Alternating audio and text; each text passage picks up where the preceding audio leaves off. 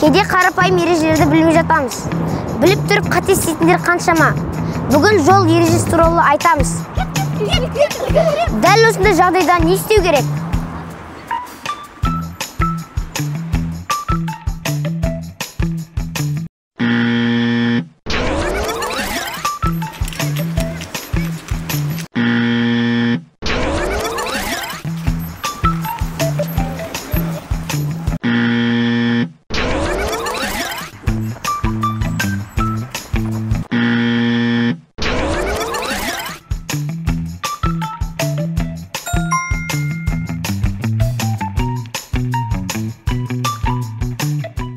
Кейде дәл осындай қарапайым ережелерді білмей жатамыз.